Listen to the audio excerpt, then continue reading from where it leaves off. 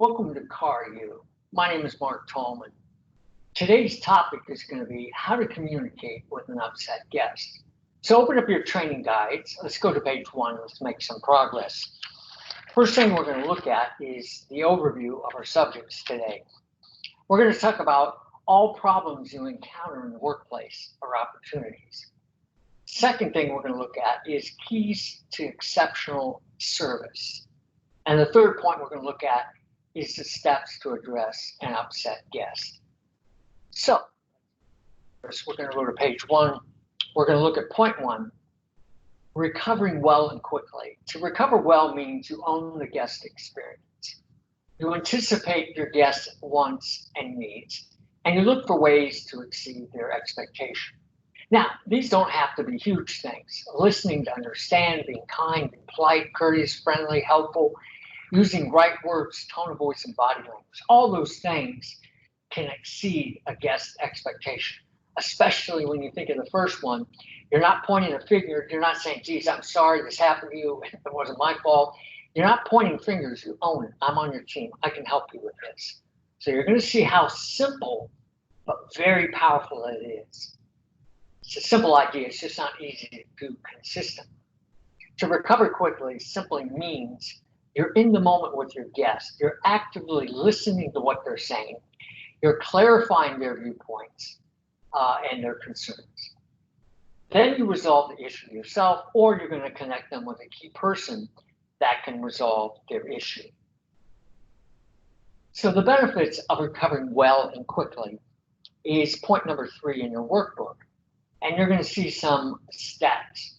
54 to 70% of customers surveyed on a national survey said they'll return when they're taken care of.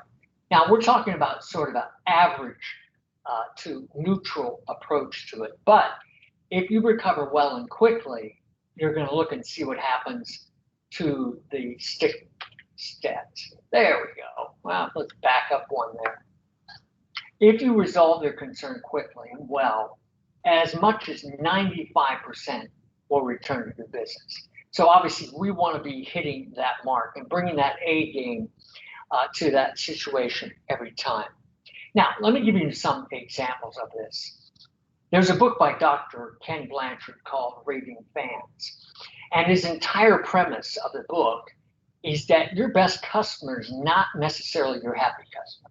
Your best customer is one that you own their experience, you exceeded their expectations, and those are the ones that become your raving fans, hence the name of the book, Raving Fans.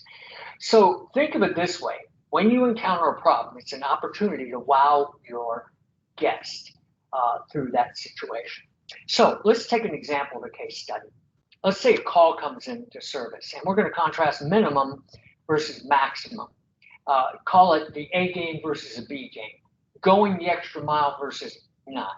So a call comes into service person picks it up. A game might be an example. Thank you for choosing Norm Reeves. My name is Mark, and who I have the pleasure of speaking with. And the guest on the other end of the line says, oh, hi, my name's Miss Gonzalez. Miss Gonzalez, how can I be of service today? Well, actually, I just need to know if you have a towing service you recommend. Again, we're going to contrast A versus B game, or an A game now. So I say, Miss Gonzalez, it'll be my pleasure to get that information for her. But I'm actively listening and in the moment to what's going on. And as I'm talking to her, I hear what sounds like vehicles going by. So I say, Miss Gonzalez, it sounds like you're in the middle of a freeway. And she says, well, actually, I'm just south of the 91 on the 605. I just passed Norwalk, and my van broke down, and I see your billboard over here, and I'm looking at it, and I don't have AAA, and so I'm thinking maybe you would have one that you would recommend. So now, again, A game, we're going to talk in contrast to B game. So I say, Miss Gonzalez, boy, I sense your frustration. Allow me to do this. Let me make the call to ABC Towing for you. I'm going to give you my direct number. I want to get your direct number. Just in case we get disconnected, we have each other's number, if you're okay with that. Miss Gonzalez says, oh my gosh, you're an angel. Thank you so much. So we exchange numbers. And then I say, Miss Gonzalez, all I'm going to do is set the phone down, and I'm going to call on my other phone so you'll hear my conversation. So she's like, thank you so much. You have no idea. This totally made my day. So I call ABC Towing and say, hey, Betty, this is Mark over at Norm Reeves. Hey, I have a VIP guest with a broken down vehicle south of the 91 at exit, whatever it is. And she is on the north side of the 605 freeway. So we have a conversation. Now, when I get back on the line, what did Miss Gonzalez here? A VIP guest. Again, we're talking about bringing the A game to that conversation. I understand. I don't have to do any of this, but you're going to see the outcome of doing it versus not doing it. So I continue on. And as I'm talking, I hear voices in the background. I say, Ms. Gonzalez, it sounds like you have kids with you. She goes, oh, yeah, I've got a 3, a 5, and a 7-year-old. So I say, Ms. Gonzalez, I don't know if it's possible because it's a busy day, but if I can free up the courtesy shuttle, I'll have a courtesy shuttle come over and bring you and the kids back in the shuttle, and the flatbed will bring your vehicle back to the store. So 30, 40 minutes later, they come in. Maybe you have balloons or coloring books or something for the kids to occupy them when they get there. Maybe you can make arrangements for that off-site rental car. Maybe there's some discount could be arranged and so forth. Okay, so here's the point. Up to this point, we don't even know if Miss Gonzalez is our guest, but we've rolled out the red carpet. We owned it. We've owned this guest experience. So odds are, A, we're going to probably get whatever service that is needed on that vehicle. Second thing is, her husband may send an email to us saying, wow, I got to tell you, I've been buying cars for a lot of years. I've never experienced this kind of service from a dealership. Now, here's the whole point of this. Obviously, we're just talking about like a case study, what could happen. Now, watch, the very minimum I have to do as an employee is say, oh, yeah, Miss Gonzalez, yeah, Jim's Towing. Let me get your number. And so I get the number for Jim's Towing is 562-555-1212, and I give out the information. Done, click. Here's the point. That guest is not going to tow the vehicle to us. That guest is going to tow the vehicle probably back to whatever service department or dealership they probably acquired the vehicle from. So again, we can take and apply an A or B game to a situation. The A game, A, you feel better. There's a difference at the end of the day between happy tired and tired tired. Happy tired is when you make good money and you make a lot of people happy. Tired tired is when you didn't make a lot of money and you had a lot of frustrating customers and upset guests. So here's a case. This is really not an upset guest in a sense of something that we have done, but it's called an opportunity. Somebody's bringing a problem to you and you're a problem solver. Makes a huge difference. Let's go back to our PowerPoint. We're going to look at some more key points. So let's go on to the next page. And we're going to look at some of our value enhanced words. Again, these are great words to put in your conversation. And you heard me use some of them. It'd be my pleasure to. So it'd be my pleasure to get you ABC Towing information, telephone number. I can help you with this. I'm on your team. I can get you to the right person. Thank you for bringing your concern to our attention. Of course, I didn't use that one because it was just not relevant. I apologize for the inconvenience. Again, that wouldn't have been relevant. I'm on your team. Thank you for being patient, or thank you for being understanding. I'm going to connect you with Susan, our business manager. So all of these are just positive, proactive, value-enhanced words that we should just inculcate these, pack these into our conversation when we talk to people. Because when you say to somebody, I can help you, it'd be my pleasure to help you with this. I know who you need to speak to. Thank you for bringing your concern to us. I apologize for this, any inconvenience this has caused you. All those simple words just communicate you're owning the situation with that guest. Great words. Let's look at the next step. Positive words, obviously critical. So is body language. So is voice inflection. So obviously positive eye contact conveys interest, concern, trust, reliability, dependability, kindness, courtesy, all those things come through our eye contact with the guest. We've all heard it's not only what you say, it's also how you say it. So our pitch and our tone of voice or modulation and our voice makes a difference. Make your guests feel important and take care of them quickly. Next point, deliver excellence. Everything you do, everything you touch, every conversation, think of how can I deliver excellence? How can I bring that A game in that conversation? Be optimistic, sincere, and genuine. It is probably the most powerful communication method that you actually have. Be yourself, really, is what we're saying in this conversation. Now, we're going to look at another example of positive versus negative. Let's take an example where you have a guest comes in, and again, we're using service examples. They could be parts, they could be sales, and we'll try to mix it up a little bit, but for the sake of time. Say a guest comes in, they have a invoice, a repair order, and the estimate to do work, say, was $900. And now on the repair order, it's say $1,800. So it's twice. And the guest that's there to pay never got a phone call. Well, the issue was the phone call went to the spouse because the spouse is the one that usually brings it in. Maybe the service advisor didn't update the information, best contact number for you, maybe assumed it was in the system or whatever the case. So let's just take a case where the husband was the one that approved it. And again, it could also been they contacted her and she was in service or on a phone call, didn't take it, and they called the second number husband. Husband said, yeah, go ahead and do the work. Don't worry about it. She's busy. She's an attorney. She's probably on a client call. Go ahead and handle it. Whatever it needs. We trust you guys. We've been buying from you guys. Go ahead and do it. So whatever the background is, we'll take a scenario like that. Now, maybe you're that cashier, and now you have this guest that's in front of you. And let's just say the guest is an A-type, a charger. And again, they come up and they're like, what? Look, I approved $900. I didn't approve $1,800 on this invoice. I'm not going to pay. Who approved that? Now, again, we're going to contrast A. What if that cashier said back to the guest, Mrs. Smith, totally understand your frustration. I apologize for any inconvenience. I'm going to take care of this for you. We're going to find out what happened and who approved this invoice. And by the way, thank you for your patience and being understanding. Let me get our service advisor and or manager here to assist us with this. And so the cashier pivots in the conversation and gets maybe the service advisor to come over. And then the service advisor walks that guest through what happened, or maybe it's a service manager. The difference is that cashier, I apologize. I sense your frustration. Thank you for being patient. I can help you with this. Let me find out which service advisor you're working with and what the situation was, who approved this on the invoice.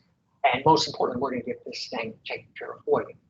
So again, really all the guest wants is to find out why it happened. But if you own that situation, you take what is called the confrontation out of the conversation with people. So let's go back to our PowerPoint. And we're going to look at the next point, which is going to be, let's see, when resolving issues, page 3, build rapport. So these are obviously some of the keys we've already touched on, but focus on the guest's wants and needs. That builds rapport. Listen to their concerns. Identify common interests with your guests. Treat them honestly. Be respectful. There is no such thing as a bad question or a dumb question. Every question is important. So treat everything they ask with respect. Use the guest name, because that is the most powerful communication tool you have psychologically, is using the guest name. And it also builds rapport and connects you with that guest when you're using their name. Find ways to go the extra mile for your guest. Sometimes it can be as simple as walking the guest over to where they need to get to, walking the guest to the person they're going to connect with, that service manager, that parts manager, business manager, sales manager, and make that introduction for them. That's the extra mile. It doesn't have to be huge things. And again, it ties in nicely with this. Remember, it's the little things. It's the small things we do that make a big difference with our guests. It also makes it easier to resolve issues with a guest when you really take care of them and you take care of them well. Look for ways to go and add a little extra value in your conversation or benefit with your guest. Figure out what that extra value or benefit would be for that guest. Again, sometimes it's small things, getting a cup of coffee, a bottle of water. It doesn't necessarily have to be big things. Kindness and courtesy can go a long ways with a guest. So actively listen. We're on page 4. Steps to address that upset guest. Take the confrontation out of the conversation with that guest. By the way, we're on page 3, not page 4. Take the confrontation out of the conversation. That just means utilizing positive body language, which consists of direct eye contact, upright posture, arms at the side, affirming head nod. That's a small, slight yes nod with a guest. Active listening phrases. These would be words that would be great to put in to your conversation that demonstrate active listening. I understand. I see your point of view. And sometimes that's interesting. Great point. It doesn't have to be exactly these words. That's a valid point. Different way of saying it.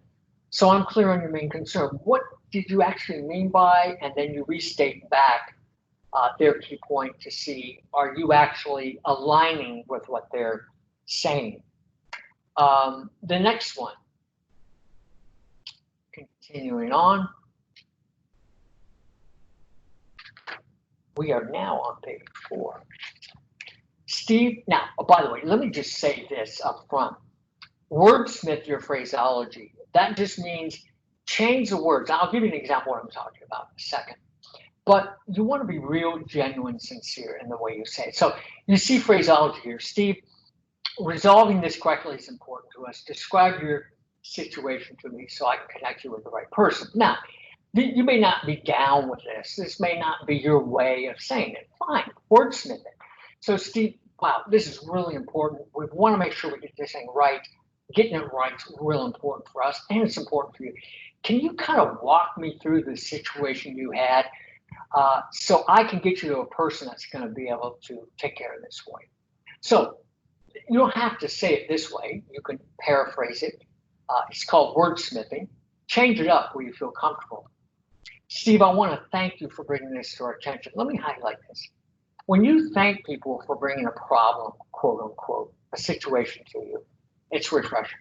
So when I say, Steve, thank you so much for bringing this issue to our attention, it makes people feel important. And they feel like, wow, this person really cares, which you should, you do. Steve, you mentioned this was the second time you actually had your vehicle in for the same issue. If I'm hearing you right, it sounds like, and again, I added words, your primary concern was really resolving that shimmy and feedback you're experiencing in your steering column on your vehicle. And as you mentioned, that wasn't actually corrected on your last service. Steve, does that pretty much sum up your main concern? And again, what I did is I took this phraseology. All I did was I wordsmithed it. Why? I want to make it real, genuine, and sincere. Additionally, you mentioned that one of the other issues you had is when you call back to resolve the issue on a telephone call, you got misdirected and then disconnected. And then you mentioned when you call back, you sensed the receptionist really didn't seem concerned or didn't show any interest in trying to get you the right person or help you. So again, what we've done in that is we wordsmithed it. Again, the pitch, the tone of voice, modulation and voice conveys a genuineness and what you're trying to communicate with your guest. Let's continue on. Listen and restate. Steve, does that pretty much sum up the situation? And that's just giving the guest an opportunity to say yes or no. Is there anything else you want to share with me? And so maybe as you're listening actively to what a customer is saying, what you hear them say, like two examples. service wasn't done right and it wasn't completed. And the second issue was I got the runaround on the telephone. Now they're both critical, but maybe the guest says, you know what really frustrates me? Look, everybody makes mistakes. I get it. I understand. I didn't want to bring my car back. But the issue that really upset me was when I called back to the store and I felt like I was completely disrespected. And you know what, Mark? I bought 5 cars from your store here. I've serviced my vehicle. I know my friends and family members have bought from you guys. And so I just feel like, I don't know, maybe I should have gotten treated a little bit better. And you know, the reality of it is, I'm coming back because I bought a lot of cars from you guys and I serviced my car here. But I'm telling you, if you have a customer experience what I experienced the very first time, they're not coming back to your service department or your store. By the way, is that true? It's absolutely true. So you see the feedback, Steve. Boy, wow! Thank you so much for your feedback, and that's a valid point. And I'm going to make sure I pass this on to our management team. So in our team meetings, we can inform our whole team how important it is to actually take the time to stop and listen and be an advocate for our guests. Now, again, I did the exact same thing here. I wordsmithed it. So that's really your assignment on a lot of this phrasing. Put it in your own language and words where you feel comfortable with it. The most important thing is to be real, genuine, and sincere in your conversation. And then last point, Steve, how can I best assist you or help you with this situation? Being an advocate, what does that mean? Like a lawyer. Being an advocate means you're walking the guest through the issue until you resolve it. Part of solving it, you know, an issue with a guest may be an introduction to a manager. In either case, you're in the lead, you're leading that guest through to the point of completion. So it may be something like, Steve, I'm going to talk with Karen, our service director, and I'm going to get this thing fixed. Now, going to page 5, restate, confirm. And again, you'll see phraseology, same thing. You want to wordsmith it, feel comfortable with it. Steve, again, I apologize for the inconvenience. I discussed the situation with Catherine, and she's going to put our best technician on the job for you. Your vehicle is going to go into our state-of-the-art facility around probably 10:30. We should have it back by the completion, completed by the end of the day. Steve, with that said, this is real important. I'm going to keep you up to date throughout the day on our progress. For convenience, I've arranged also for a courtesy shuttle drop you off at home. And if need be, I can also make arrangements when the service is completed. Again, we want to take the same phraseology and again, put it in your own way of saying things to make it real, genuine, sincere. So it's not that difficult. You just take the basic concept or idea, you know, so you could say the same thing different ways, Steve. Again, I want to thank you so much for your patience and being understanding. I know this has been an inconvenience for you. Bottom line, I got with Catherine, our service director. She's got our best technician on the job. Your vehicle is going to go into our state-of-the-art facility at 10:30. We're going to have updates throughout the day. We're going to have it completed by the end of the day. Steve, with that said, I want to keep you in the loop. So what I'm going to do throughout the day via text message, because that's your how you want me to communicate, I'll keep you up to date. Also, for convenience, I made arrangements for a shuttle. Take you back home if needed. We can make arrangements to pick you up when the service is complete. So again, all I did is I took this, I spun it in my own way of saying. So again, there's not one way to do it, but you want to have those basic principles. Be precise about details, time frames, how you're going to follow up. Steve, expect a text message around 12 o'clock with an update on the status on your vehicle. Also, I'm going to call you when the service is complete. Steve, do you have any extra questions for me? Follow up. Same page, page 5. Follow up and follow through to make sure it's done properly and properly. Phraseology. Steve, this is Mark calling from Ron Reeves. Hey, I've got some important updates for you. Am I reaching it at any time? This takes the pressure, it's professional, it takes the pressure off your phone call. This identifies, I have some important updates. They want to hear it. So they want to, if they're able, they're going to want to listen. This is identifying you in the store. So again, there's reasons for this. Your technician informed me, and notice a little thing, your technician, so not a mechanic, not a mechanic, your technician informed me your primary concern about the shimmy, the feedback, and the steering column has been resolved. Your technician just road tested it, and your vehicle's ready for pickup. And that's where you can add in, Steve, I'm going to need an extra 20 minutes to road test the vehicle with you to make sure you're completely satisfied. Steve, do you need me to send courtesy shuttle? Well, again, we're going to want to wordsmith these. Provide them with some extra benefits that they may not be expecting. So the example here, Steve, I'm glad you were happy with the way things were resolved. As a way of thanking you for business, I'm emailing you a free car wash or detail certificate, something extra. Maybe it's a discount coupon in parts or service off the next service.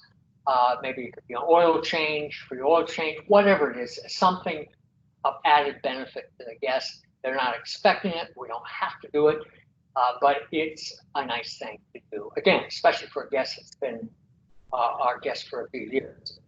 I appreciate your business. Everybody loves to hear thank you for your business, and we look forward to serving you again.